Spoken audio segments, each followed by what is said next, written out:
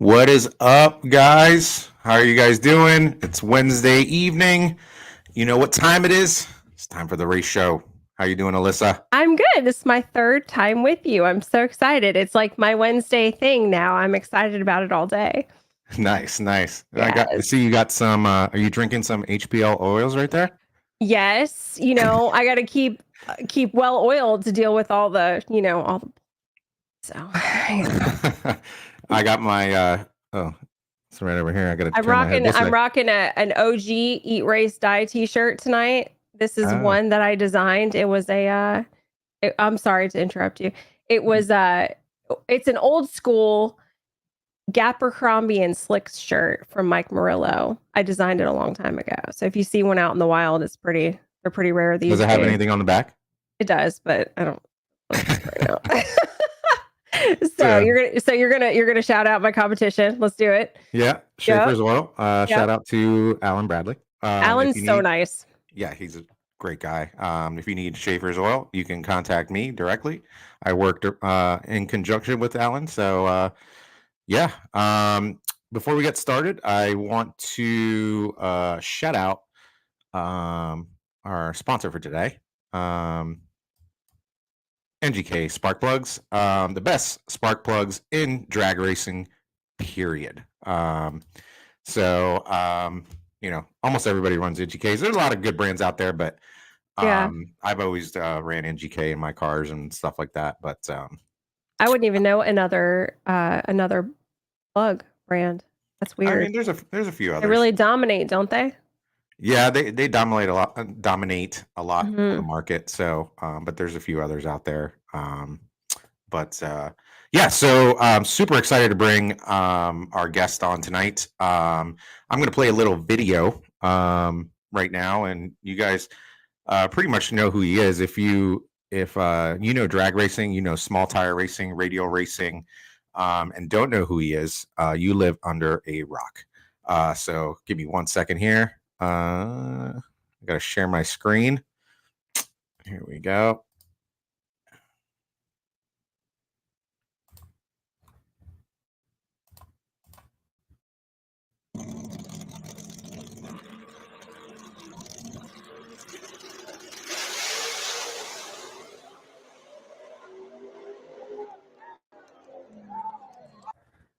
Ooh. In Gotta the love those words nitrous of flames.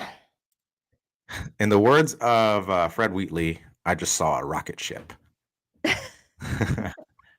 right. So, without further ado, I'm going to bring on my guest, Mr. Marques Hatton. How you doing, sir? Good evening. Thank you for having me. How y'all doing? Thanks for joining us, man. I'm doing Great. good. I'm So pumped. excited to have you. Yeah, excited. We've been trying to connect for a few weeks now. You're a busy man. Yeah, it's been a lot going on. I apologize, but I appreciate you accommodating my busy schedule, and I'm glad that I was able to come on this evening with you all, and let's talk a little bit about some drag racing. Yeah, sounds good. Sounds good. So first things first, like how did you get started in the sport? Because you've been doing this for quite some time. To be honest, I followed you for quite some time in the grudge scene, small tire scene. And you're younger than me, I think. I think you're about what, 30? Yeah, 29. Yeah, exactly. So it's funny, like you kind of started before me in the small tire world, and I kind of followed you, and I'm way older than you. So in a sense, like like guys like you, the McCain brothers, those group of guys that used to run like Carolina No Time, and you guys still kind of do sometimes. Used to look up to all the time. So how did you get started and all that fun stuff? Yeah, so I grew up always going to the track. My dad used to race motorcycles back from when I was a baby. And then maybe around the time when I turned about 13, my dad ended up buying a race car, and I kind of started taking a liking to the car, started going to the track even more. Then the opportunity came when I was 15. He asked me to drive it. So, with the guidance of my dad and some other great mentors, I was able to get some laps in the car, and started doing some no time heads up racing with that. Um, and then just kind of took off since then. Which car was that? Was that the Firebird? No, it was before the Firebird. So we had 77 Vega that ended up on Street Outlaws. The guy named Shane had bought it. It had a dummy in the passenger seat. I Oh remember that. yeah, I remember that. Yeah. that was So your car. That's the yep, guy he that purchased it from us. I could try to think of his Wow. last name. Yeah, that was pretty funny. That's a cool car. That Yeah. thing was fast. It was definitely different. Back then we had a 632 conventional headed engine built by Terry Samakow. Francis Johnson, the longtime small tire and outlaw drag radio racer, tuned it for us and kind of showed me the ropes as far as driving and kind of getting my feet wet with tuning and everything. And that's kind of where I got started. Nice, nice. You had a pretty, I got a pretty big weekend, pretty decent weekend. You're fresh off of No Medication down at Trigger Man's event. How did that go with the new car? It went well. So we went testing at that track Tuesday night. Made a few laps. We ended up. I heard a noise on the top end as I shut the car down. Ended up a U joint was getting ready to go out, so they kind of ended our night early. So me and Frank came back home and we thrashed and got all that fixed and back together. Made some test laps on Thursday. Made some good progress with the car as we still have limited runs on it. Ended up getting in the shootout, the Extreme 275 shootout on Friday night, and had to run a great friend of mine, Mike Dent, with the NFW car. And, Mhm. we spun the tire. He went on down the track and he got the round win. Nice, nice. It happens. Yeah, it Where, happens. where was this race located? This No Medication race? Yep. So this was at South Carolina Motorplex, or some people call it Orangeburg. Okay, so it was close. It was close enough. It wasn't a big deal for you to come home and thrash. Right. About 2.5 hours from here. Oh, okay. Yeah. I've never raced on that track. I heard the surface is amazing. I heard you can like throw anything at a car and it'll take it. Yeah, it's Tommy and JP and all the guys at Orangeburg do an amazing job. Typically, like when I still lived in Virginia, we would typically come to Orangeburg or Darlington to do all of our testing. So I have a lot of laps down both of those tracks. And now moving closer, relocating to South Carolina, I'm just thankful to have both of those tracks right in my backyard, to where I have the ability to race at. Yeah. Alyssa, I know you had some important questions for. I don't want to steal. Oh no, you're not. We're good. What brought you to move from Virginia to South Carolina? Was it because of racing or some other opportunity? It was a little bit of both. So I've been traveling to South Carolina for racing for probably the last 5 years. Sometimes, on a multiple time during a week basis. Like I mentioned, we tested a lot down here. So I did love the area, love the hospitality of all the racetrack owners. Between Jeff Miles, the owner of Darlington, Tracy Lanning, owner of Carolina Dragway, and JP and Tommy, the guys over there at Orangeburg, they treat us so well and always welcoming, a lot of availability to test a lot of cars, whether it's mine or customers of mine. So that was a big part of it. Also, my wife really loves the beach, and we have some great friends down here in the Myrtle Beach area. We came down here for one weekend and we decided, hey, we have to move. So we packed all the stuff up in Maryland and we made the I voyage. love that. I love that. Yeah, I'm sad about that because you're not a DMV native anymore. But no, it is what it is, man. I'm trying to. I was telling you right before we got on here that I'm trying to move down south as well. It's just the racing is better, the weather is better. That southern hospitality as well. You know what I mean? People are just so nice. You know what I mean? You look at somebody here in Maryland wrong, and it's like, what the F are you looking at? You know what I mean? So I live in the South. I live in Louisiana. So I'm like in the Shreveport area, like a couple hours, I would say a couple hours from Dallas. So it's pretty nice. Southern hospitality is a real thing. I agree.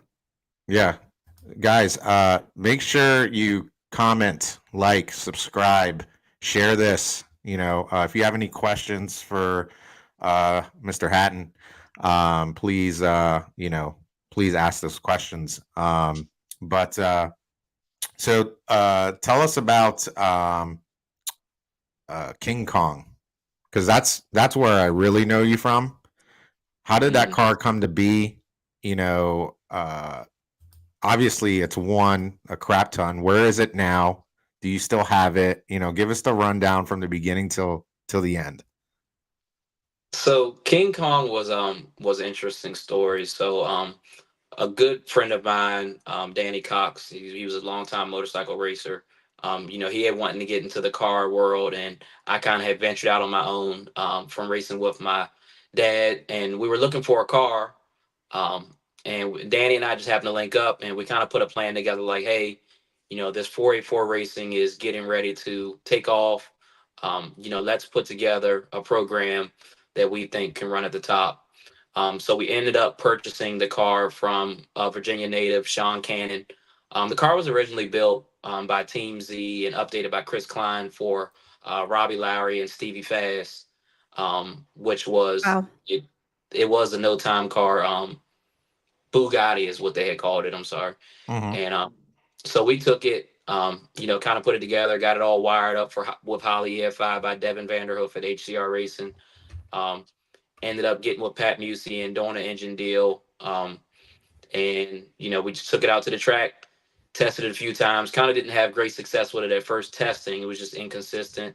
Luckily, a great friend of mine, David Reese, came over and helped us out. Getting the suspension squared away, and then from there, we took off with it and had great success with that car. Nice, nice. Yeah, that thing. People used to be afraid of that car. That was like the number one 484 car, what, in the world for Mhm. quite some time, right? Yeah, Yeah, definitely. yeah.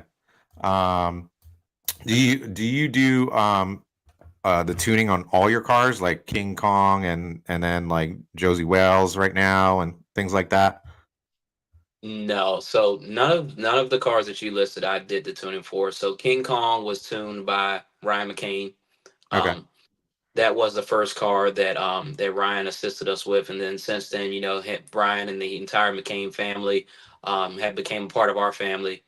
They're really great people, really great at what they do. Some of the front runners in Holly EFI. So we kind of did all of that together. As far as the Josie Wales deal, we've had help from a lot of different people who I can't thank enough. Between Phil Schuler, Jamie Hancock, just a lot of people, a lot of hands involved that made that program successful and to what you see today. gotcha. Amazing. There's Yeah, some names I recognize, even though I come from the big tire grudge, no prep world. That's where yeah. Phil I Schuler is a big one. yeah, He's been around for a long time. yeah, Um, yeah. amazing.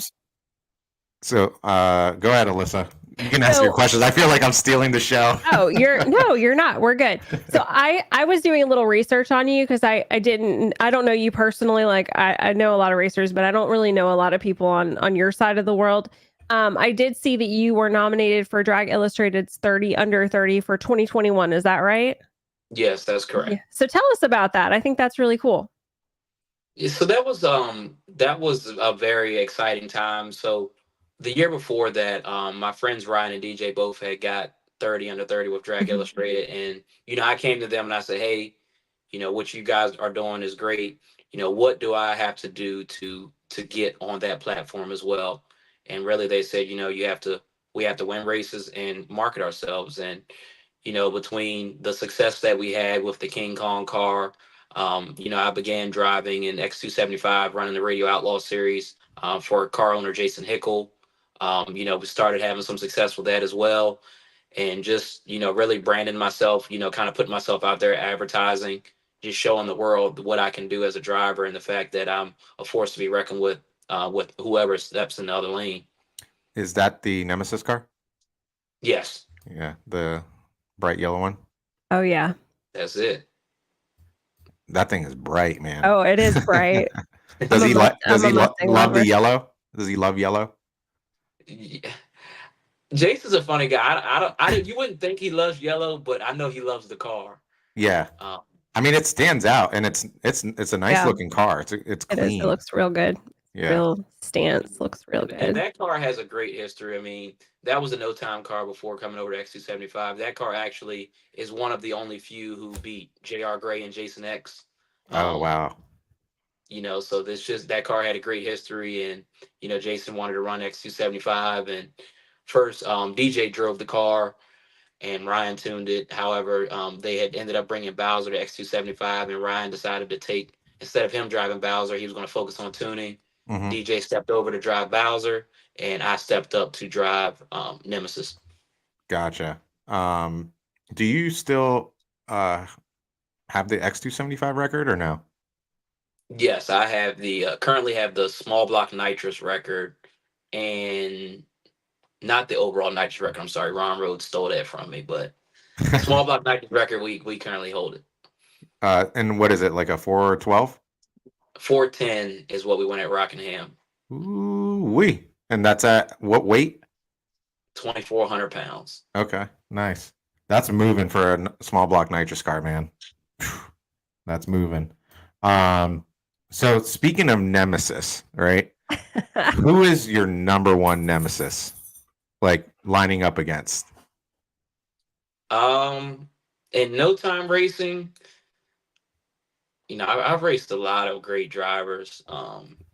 You know, Marcus Bird, Triggerman, just a lot of people who have a lot of experience. But I'd say if there's one, it's probably Ricky Stansborough that drives the Salty B car. Yeah, Ricky and I are great friends. We talk almost every day, but when we race each other, we both know that we're both going to bring our A game. right. There's not going to be anything left on the table, and there is no room for error. Yeah, He's one of the drivers in no time that kind of pushed me to my best. So yeah, yeah. Ricky's from Mississippi, isn't he? Yes. Yeah, I know Ricky. He used to Hub City Dragway. You remember that? Mm-hmm. So I used to do some events over there, some no prep stuff with Mike Murillo and Scott Taylor, and Ricky was always there. I know Ricky. I didn't realize he was such a great racer. I guess I haven't paid enough attention to what he's doing. Oh That's my God, he's amazing. like one of the best in the country right now. Wow. Yeah. Yeah, I guess I should pay more attention. I live in a bubble, guys. Like I live in a bubble. My most of my day is working for the 3 brands I work for, and then the rest of my day is being a mom and a wife. So, I used to know so much more. I was so much more plugged in. And now I'm doing this, so no, there's no excuse. Dotson said it's Anthony that drives Vendetta. Yeah, Anthony Sellers is another good competitor. Anthony and I are friends, and we've raced a good bit of times. He's another one that you can't slip up on, because he's going to be on your tail. He's going to bring his A game, just like they know I will. Yep. You ain't friends at the tree. Yep. Exactly. Exactly. How did you and like Frankie connect? How did that relationship start? So, I used to kick Frankie's ass, and Frankie was teamed up with guys with the high roller car. It was a taxi cab, Fairmont, and back when I first brought the King Kong car out, they thought that they were picking on me. I came to Orangeburg. We came to Orangeburg in their backyard, Mhm. and beat them to sleep in their backyard. And so then we came back around the very next year, no medication, and ended up drawing each other first round. And Frankie come around talking junk, for his guys, as he should. And pretty much I had to go ahead and lay them to sleep then, and retired that car. Oh my God. Put him to But sleep. but Frankie's always been a good guy, and it's a crazy story how I actually ended up driving the Josie car. So I came to no medication. I want to say it was 2 years ago, and I didn't have any car with me, but I had my driving suit, and came over, talked to Frankie. It was my first time seeing the Camaro, and congratulate him on a new car and things like that. And he was like, "Hell, you want to drive it?" And I was like, "Well, I got my suit. Sure, why not?" And that was the first time I sat in it or anything like that, and we ended up winning the race, winning the shootout that Saturday night of my first weekend driving it. So that's where it took off. And then now Frankie's become family. Him and his wife and his dad and just all of his kids and everyone, they're great people and take good care of me and my family and my wife, and treat us as if we've known each other for 20 years. And I really appreciate all that they do. That's funny you say that because like my goddaughter just started driving. I built a Fox body for her or whatever, and she's just starting to get used to it or whatever. And um, no matter what race we go to, I always bring my gear, right? And she's like, "Why do you always bring your gear when you're not driving?" And I'm like, "You never know." I was like, "You never know when you need to hop in a car." I was like, "And I'm not." I was like, "If I need to hop in a car, I was like, I ain't sharing somebody else's gear. That's gross." That's I right. agree. There's nothing worse than that.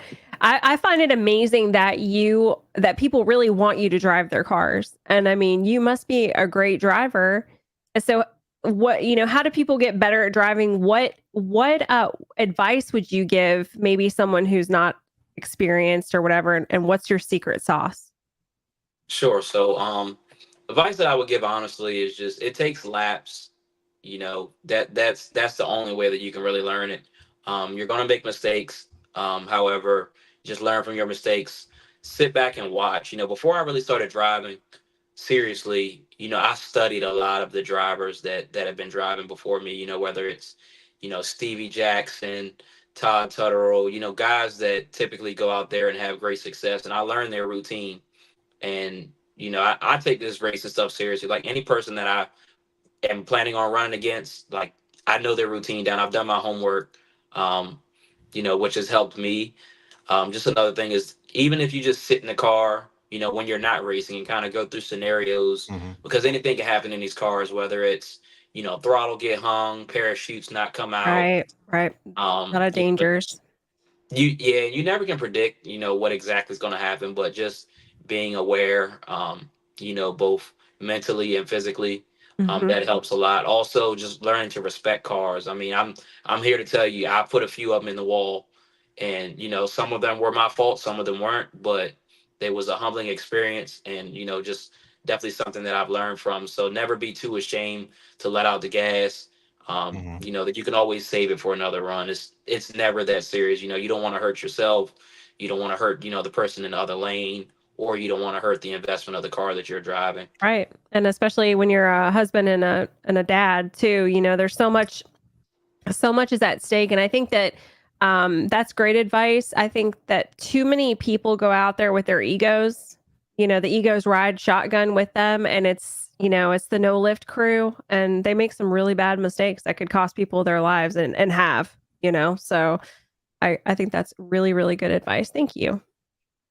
Definitely. So, talking about the new Josie car, I guess why did you guys, you know, transition to the vet? Because the Camaro, you know, was out for a few years, right? Like maybe 2 or 3 years. Mhm. Yep. Um, obviously you guys were dominating, in small tire, you know what I mean, or 2275 or whatever. Why'd the transition to the Corvette? So we had felt that we kind of had pretty much reached our limits with the Camaro. We raced it a lot. We had that car, figured out. We can tell you exactly what it was going to run before we went down the racetrack. We had data for all the conditions, and it kind of seemed like we were kind of at the end of the road as far as things that we could do to improve that car. Um, so we were exploring, going with a bigger engine, just because a lot of the races that we run in, like in Florida and things like that, are pretty much outlaw races where there aren't many rules other than being on a 275 and no wheelie bars. And we were showing up with a 484 or a 5-inch four space engine. Yeah, we were successful. We beat a lot of guys that we shouldn't have, but it wasn't because we out muscled them. It's because we outraced them. Right. Um, so we basically we're trying to level the playing field with the caliber cars that are out here now in that extreme 28 class, which is why we went with a more aerodynamic car, a Hmm. proven car, and a new power plant. Going with Charlie Buck's 959. Oh, okay. So it's a buck motor. Yes. Gotcha. All right. I thought you guys were still actually no. The Camaro also had a buck motor in it, right? Oh, the So the Camaro started off with a TRE engine when it was 4840. okay, Um, and then we ended up putting a 5-inch Sonny's engine in it, okay, which is what we ran in it last. And then, went with Charlie's deal for this 959. nice, nice. I mean, it makes sense. My situation, same thing.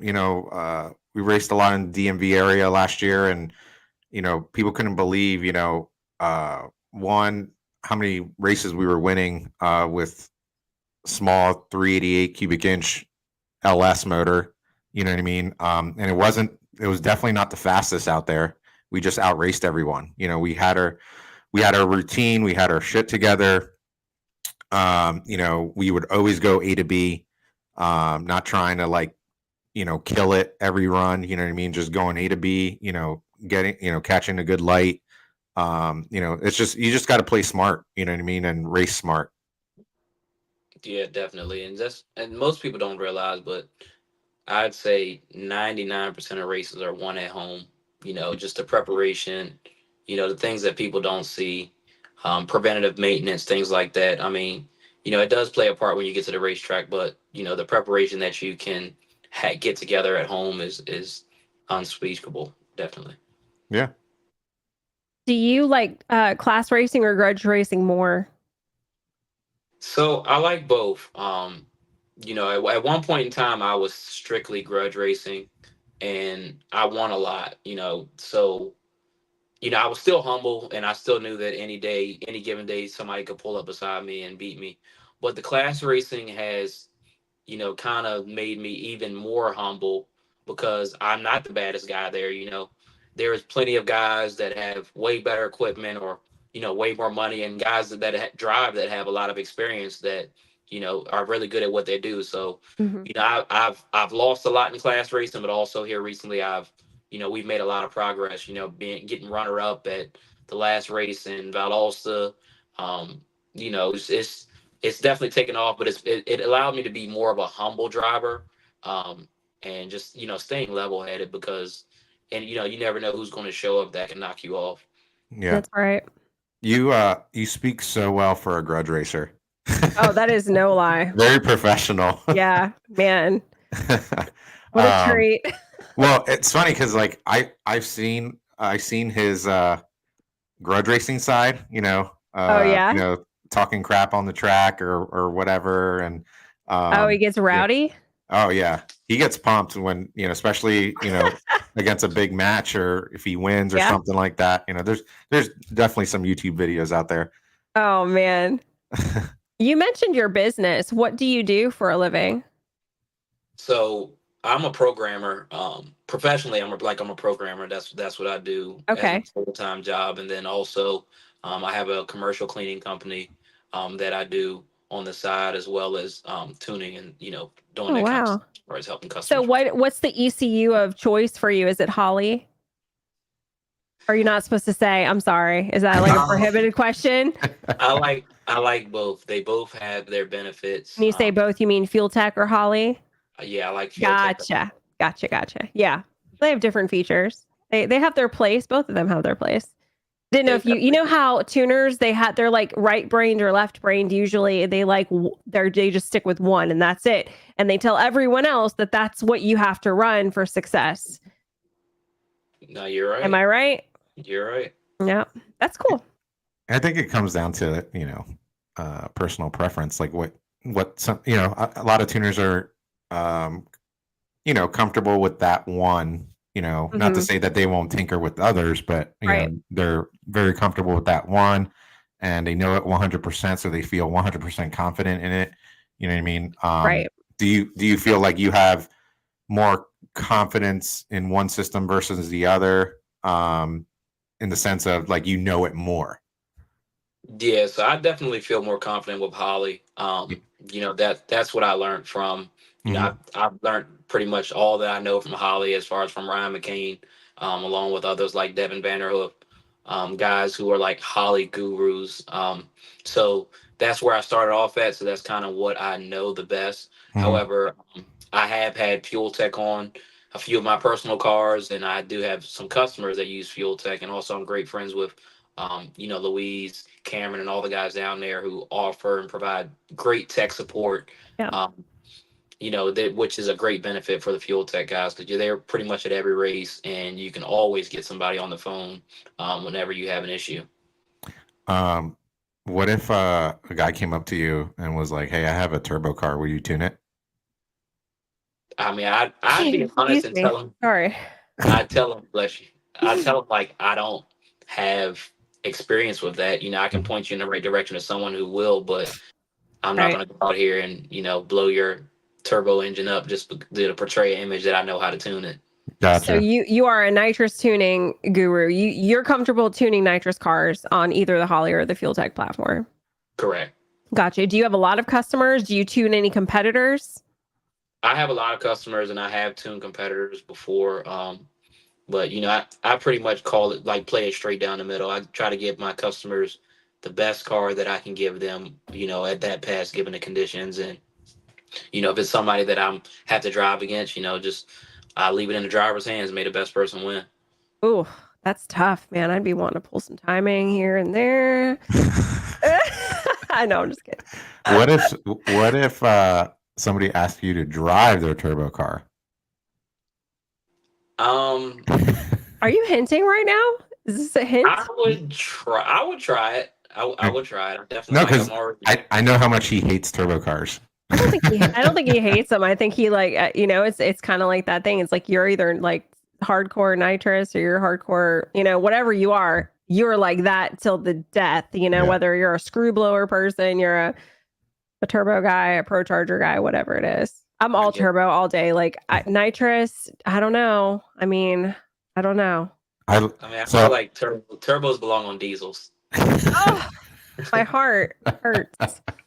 That hurts me. Yeah, it's funny because like I'm so used to driving a turbo car. I've had a couple nitrous cars, nothing like super fast. I've had a couple of nitrous cars in the past. And I don't know, I just feel more comfortable in a turbo car. I don't know what it is, but I guess that's just personal preference or whatever. So what about the Mob Ties car? Is that your car, or is that somebody else's that you also drove for?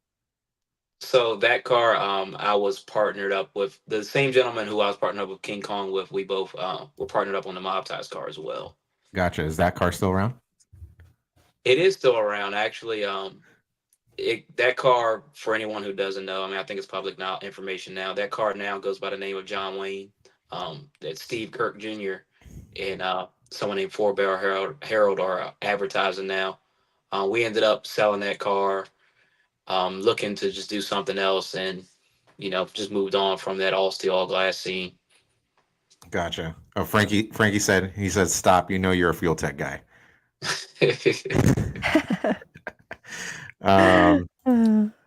Brad asked, "Is there a car you ever gotten rid of that you were sad to see go?" Yeah, the Mob Ties car that you just shown. This past weekend was my first time actually seeing the car in person since I sold it, and it hurts. Really, it hurts. Made me sick to my stomach when it hurts. And it's somebody. It's like an ex. It's like an ex. That's I'm too sentimental for that. Is it still like a very clean car? Yeah, it's still very clean, and it still runs really good. So it wasn't like, oh my God, they messed it up. It was more like, oh, I miss you so much type of deal. Definitely. Gotcha. It's clean. Those G bodies are cool. So you drive so many different vehicles at any given point in time. Josie, Nemesis, the Charger. Who gave you your first driving gig? And how did that start? Because I know a lot of guys, including myself, I've driven for other people before, but never on a full-time basis, right?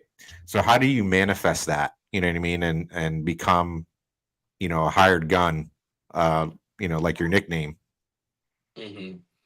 So really, just I had great success in driving the cars that either my dad and I owned or me and Danny Cox owned. And when it came time to where I wouldn't race as much with those cars, other hired opportunities came about. And it's just one of those things where of course, like, I'm not telling anyone out there is listening, like, take any opportunity you get, because you need to check over a car, make sure it's safe, make sure you feel comfortable in it, make sure certain things are up to your standards. Mm, But a lot of opportunities have came just based off of the experience that I had with driving my own personal vehicles. gotcha. So just basically seat time. Yeah, definitely. And I Yeah. mean, it is about who you know too. Keeping these relationships, the racing industry is small and you can't be out there acting a fool. Your reputation is on the line. People want somebody who's level headed. That's definitely something that I would say would be something that was necessary. If I had a race car, a race program like that, something of that caliber was going to put somebody in it, they would have to prove that they were a disciplined driver. Yeah, and that you never know who's watching, whether it's at the racetrack or even honestly on Facebook. Yeah. Social media is a new thing now, and Yeah, there's your always sponsors something and your flying. sponsors are watching too. They are watching. I'm on that side of the table. I act as a sponsor for different companies, and um we are watching. So it is a deal breaker when people act crazy. So Yeah. that's, yeah. Uh, Reggie from Precision Turbo actually popped up in here. He's my old coworker. He's like, I was actually his work wife. oh, really? Yeah, he really, the guy really put up with a lot from me. He said, hopefully he will come into the light and understand that turbo is where it's at. Bottles are for babies. I That's a miss good one. you, Reggie. I miss you. That's a Oh, good one. yeah, Yeah, Uh, he's great. you know, Precision Turbo is a great company. They make a great product, but I've loaded up a lot of Precision Turbo customers here in the last few years, and don't plan on stopping. So, Oh, ouch. um, so since we were on the topic of like class racing and grudge racing, like, what do you think personally, like your opinion, like what are the benefits of grudge racing and what are the benefits of class racing? so the benefits of grudge racing first, I'll start there because that's where my racing career began. Is the For me personally, it's the relationships that I've built with grudge racing. A lot of the people have similar stories similar stories to me that are grudge racing. Guys that started off in local outlaw tracks and kind of didn't have much, and then began racing for large amounts of money and gained huge success. So I'm a lot closer with my grudge family as far as like friendships and things like that. However, the class racing side, very family oriented, very mainstream, larger scale. You have a lot of sponsors who show up to the class races who typically won't sponsor grudge cars. And the exposure of the class races just is a lot better. I picked up some sponsorships from No Time Racing, and I picked up some sponsorships with Class Racing. And they both just kind of have their pluses and minuses, but I love both, and I can't say that I would choose one over the other at this time. Nice, nice. Guys, if I look funny, I'm sorry. I have like the sun literally in my face. You need to close your um, blinds. no, they're closed. That's the Oh, thing. It's just like beaming through the it window. is. You're glowing. You're Yeah. glowing. So, I'm in my um, husband's studio, okay? Like he's got a full flat. This is all his. Like I can't even pretend like this is mine. He does his live streams and his gaming and stuff like that. Like I've got 15 screens in front of me. I've got like lights shining down on me. That's why I'm so shiny right now. I'm like glistening. Yeah, we're gonna fix that. We're gonna get you some curtains. You want me to Amazon you some curtains? Give me yeah, some sure. measurements. I'm Okay. poor. Yeah, I'm building a car right now, so I'm very he poor. yeah, he posted his F450 that probably cost him $300 to have detailed the other day. No, well, let's Please. just say, shout out Please. to Clean Whips Auto Detailing. Let's just say Woo! he hooks me up. So Oh, gotcha. yeah, Good. he's a good dude. And local guy, works hard. Just killing it in the detail game. Um, who who would you like to line up against that you haven't yet? Probably Stevie Jackson. The name everybody knows. Yeah. Stevie, I grew up watching Stevie, and I've raced a lot. I've raced against a lot of guys that I grew up watching. And Stevie's just one that I haven't had the opportunity to line up beside him. Guess it's probably because we're in multiple different classes of not having cars at the same caliber. But if I ever get an opportunity to compete in a hot rod, whether it's NHRA Pro Mod or Rio versus World or anything like that, I would look forward to lining up beside him and taking him across my knee. Oh man, he's got such a personality. You want to beat him because it's not even that it's not in a bad way that he's arrogant, but he is, you know what I mean? Like he is arrogant, and watching his videos and stuff, and he'll sit there and flex, like, right, mid sentence, he'll just flex. I'm like, what is wrong with him? He talks a lot of shit. He's a shit talker. He's from the grudge world. He's good at it. He's good at it. And then he's good at racing. So it's like, that would be really cool.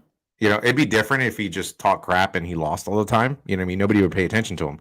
But because he talks shit and he wins all the time, and he has customers that win all the time, it's like, that's why people, some people find him arrogant, but it's kind of funny. And I'm not saying in a bad way. It fits him. It fits the narrative, right? Like it's good.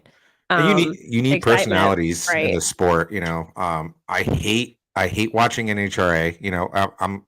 I watch any type of drag racing, and I hate watching NHRA. And you have those guys that are so professional. They're so boring. You know what I mean? It's just there's no personality. You know what I mean? Sometimes you just gotta let go of an F-bomb here and there. Oh yeah, is that the key? On national television. And then, like, me personally, I talk shit whether I'm winning or whether I'm losing. And I tell a lot of people, a lot of upcoming drivers, like, you have to treat your losses the same way you treat your wins. And, true. So a sore winner or sore loser, there is I mean, they can both be bad. So exactly. Yeah. Melvin Wright asked, did you ever race against Justin? I assume he's talking about Little Country. So we've actually never raced. Justin and I are good friends. We've known each other for a long time, but we were kind of racing in different classes when he was in the No Time ordeal, and now with the No Prep King stuff, that's something that I haven't gotten into. But I'm happy that he's having great success over there with them guys, and hope he keeps it up. Would you ever do No Prep if you got asked to do it? Nah, I have no interest in it. No, me neither.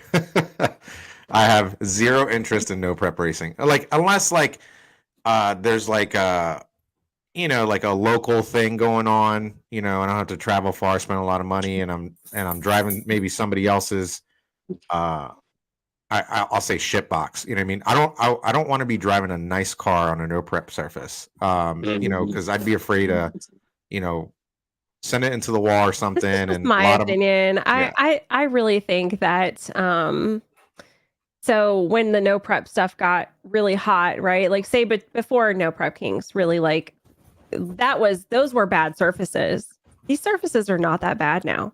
I mean, I get it. You're not pouring your special secret sauce or whatever, but I mean, is it really that bad? Would you really not put your car on a surface maybe is it because you think that they scrape it and they truly make it no prep? Because they really don't do that anymore. No, I mean, like now, I've been to a few races and, no prep, like you mentioned, it's better than some real racetracks that you go to, Mm-hmm. But just the fact of me knowing that, there are times where, let's say if, the track is oiled down and, they make quick, put the little right. I agree. That kind of stuff. I don't want to send myself down the racetrack knowing that there, that it's not prepped or the surface is not built to handle the amount of power that I'm trying to put down. Yeah. so you were speaking about Stevie, because he drives, Pro Mod and RVW and stuff. Have you ever gotten asked to do like RVW or Pro Mod racing, or have any intentions of doing that in the future? Yes, I would love to do that. I was approached about a pro stock deal, like a PDRA extreme pro stock deal a few years ago. Unfortunately, that deal fell through. Didn't even get to test or anything as far as that. But I would love the opportunity to drive in Radio versus the World or Pro Mod. Mhm. I feel like one big, I'm not gonna say it's an issue because I understand it, but one big thing with racing today is on that level is that you have to come with your own funding. There's a lot of Yeah. guys in Pro Mod and RVW that, to be completely honest, they can't drive, Yep. but they come with funding, which buys them their seat. As to me, Right. I, I'm sure I could probably gather some sponsors and probably put together a package to fund a program for a race or so. But I would like to, earn a driving opportunity by my talent and not by my pocket. Yeah. I'm a firm believer in the quote chances make champions. So I'm just going to continue to try to strive in the heads up racing that I'm doing. And maybe one day someone will realize that they should overlook the money part and put a real driver in there and, have a better chance at winning. Yeah, I couldn't put it better myself. That is so true. Even in the no prep Kings world, you have guys Oh, that it's a money game. It's an that can't absolute money drive, game. and Yeah. or they pay to drive or whatever. You know what I mean? I It's think a that's shame. why I love like the grudge race scene, because you really never know what you're gonna be up against. Yep. And it's kind of like just run what you brung and hope you brought enough. Yeah, in the grudge racing world, like, if somebody's driving for somebody else, it's usually because, they got asked to drive. It's not Yeah. it's not like somebody paid for their seat, you know what I mean? Right. Exactly. So it's definitely more organic, I guess you can say. So chances make champions. That's a great saying. You should put that on a t-shirt. I got it on my arm, Do tattooed. you really? You need it on a really cool, like a really dope racing t-shirt. I'd buy it. I love it. Thank you. Would you ever do like if you got the opportunity to, would you ever drive like a top fuel dragster or funny car? Yeah, I would. Yeah. I'm an adrenaline junkie, and I'm sure my heart would stop beating for that 3 seconds, or but I definitely would try it. Yeah. I don't know if I could do that. Like, I'd be afraid of that thing blowing up behind me. You know what I mean? Because, they tend to blow up pretty Oh, often. yeah, So they do. I think I'd be scared of that boom. You know what I mean? Like, oh my God, this thing might blow up.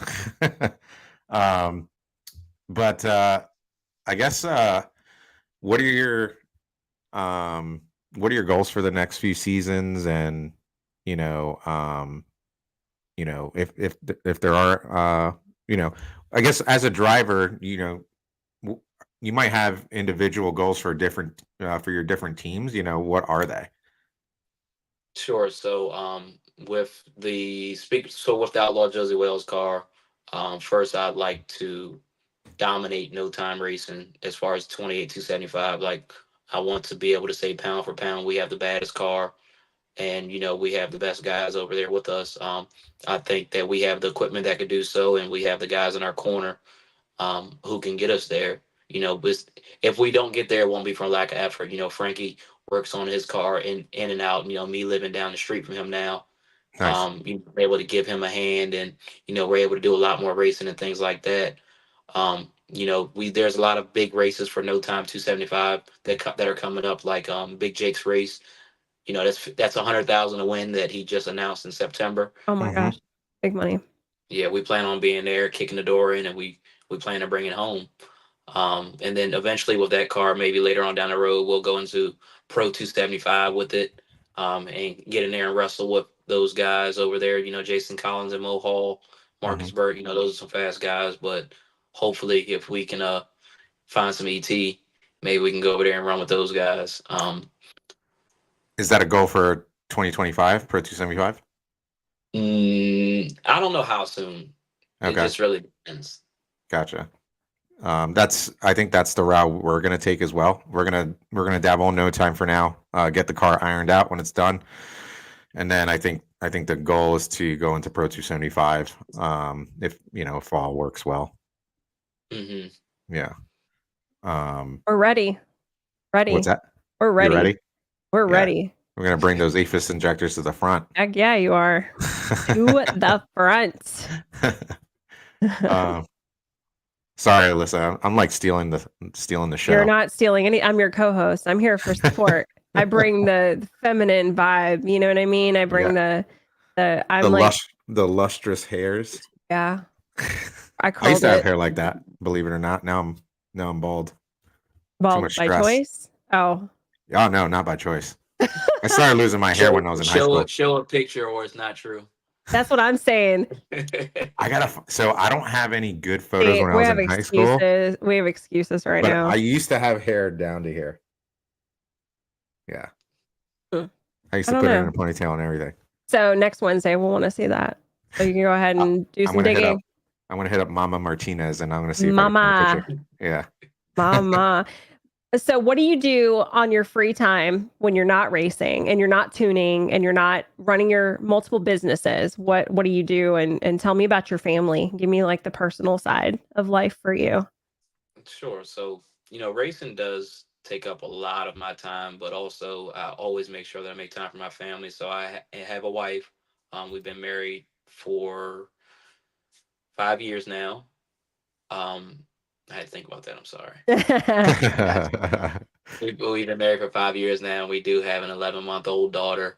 And my wife loves to travel and is a big foodie. So typically, if we're not racing, we're on a flight, exploring somewhere new, and just kind of enjoying family time, kind of trying to disconnect a little bit, just because we don't have many free weekends with my professional hobbies, and then my wife and my daughter, between her traveling for work. My daughter does a lot of extracurricular activities even at an early age, like gymnastics twice a week, swim lessons. Is she walking at 11 months old? Yes. Oh my gosh, you've got your hands full. Actually, your wife does. What's your wife's name? My wife's name is Tammany. Tammany. Mm-hmm. Did I say it right? Yeah. That's sweet. So you want more kids? Yes, we do. We say we want 2 more, but Being a parent is the best. And I'm sure she would agree being a girl mom is the best because I'm a girl mom. I get it. Like all the bows and all the clothes and all the frou-frou stuff. Maybe you'll get you a little boy and you can have a little mini me racer. I hope so. Then he'll be tinkering with junior dragsters. Oh yeah. It'd be the baddest grudge racing junior dragster out there. There's some out there, man.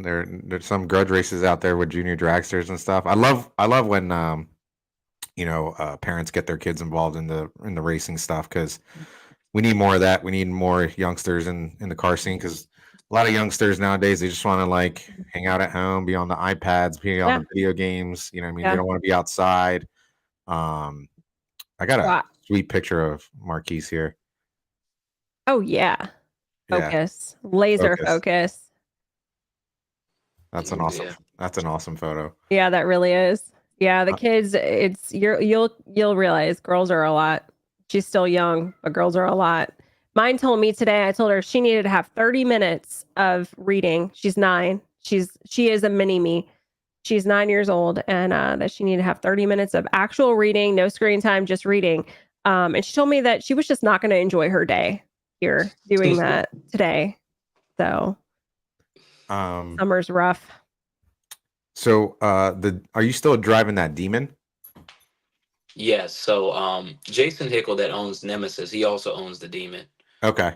So he still has the Demon, and yes, it's still for sale for anyone looking for a nice car to run X275 LDR or no time.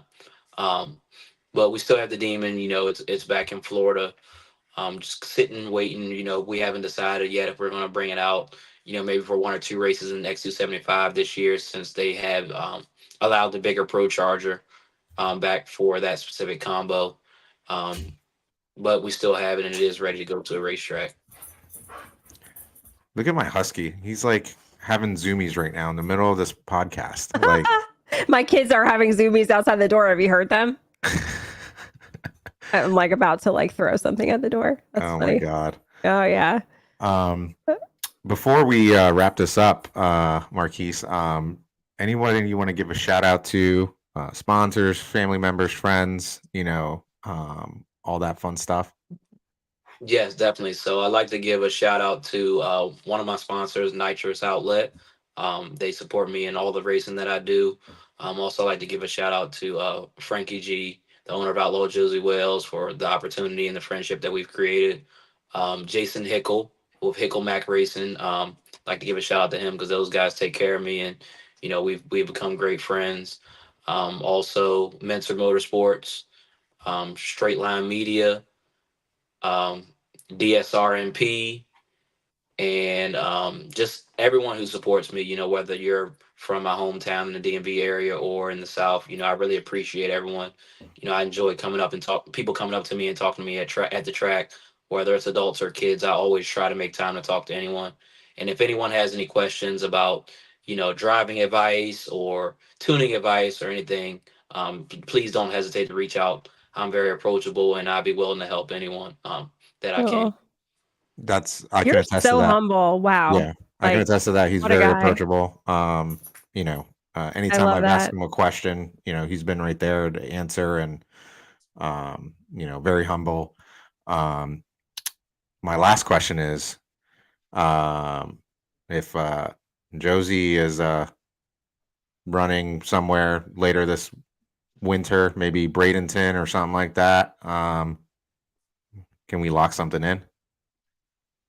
Yeah, if you plan on going home with less money than you came with, then I can help you with that. I Uh, promise you that. I don't know about that.